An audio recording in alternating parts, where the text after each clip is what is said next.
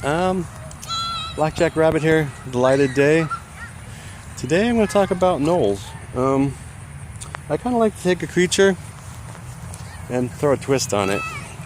So what I did is I had gnolls in the area who were not quite tame, but they came more civilized. They weren't hunting in packs for meat or anything. They were pretty much farmers on the boondocks of the town. So I kind of came up with the idea, using the pestilence idea, would be that something happens to their crops and that they were forced to come to the farming community to acquire crops and food. You know, what they did is they would take some food and they would leave something in return. But what happened was that they started with a farm or two, but those farmers, they either didn't find it or they just kept the item and they never saw them. They just saw like the theft, and that was it.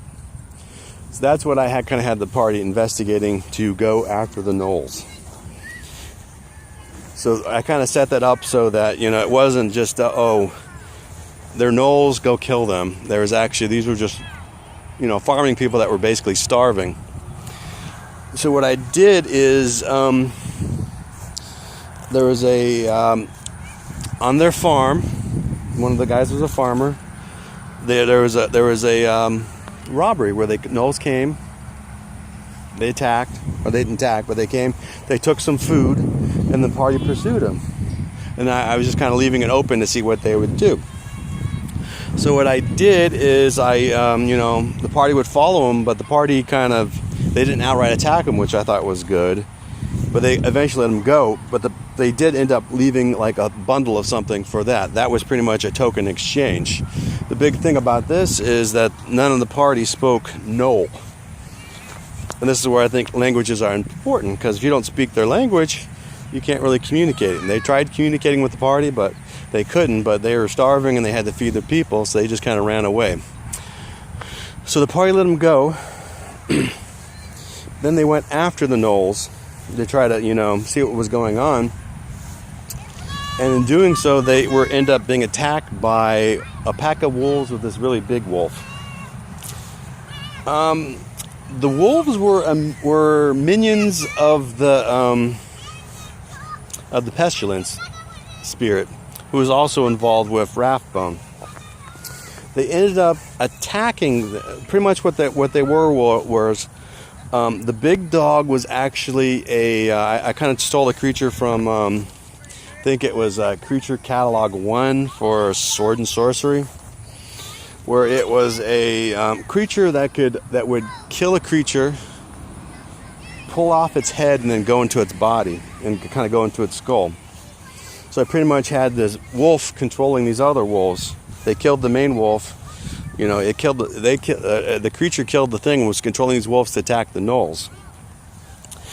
And then I was kind of experimenting with something where, when they did the killing blow, I let the party describe the killing blow. And he described, I take my shield right across, I cut him across this thing and hit him the shield, opening up his chest. And I was like, crap. I had no plans for them to actually discover this.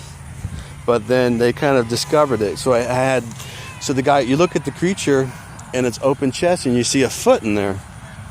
And they're like, what the hell?